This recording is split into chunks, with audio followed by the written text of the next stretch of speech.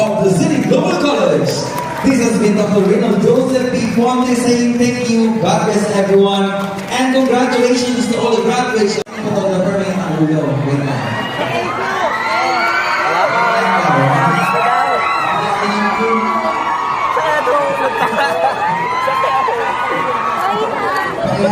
Pagkahagis pang isang buti, babalik na.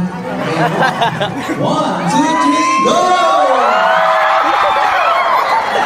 Okay. A symbolic throwing of hats. Okay, so at this moment, again, we'd like to request all the faculty members, school administrators, staff, and of course our guests for a group picture. After this, grabe, so that we will mention, grabe opportunity to have your picture.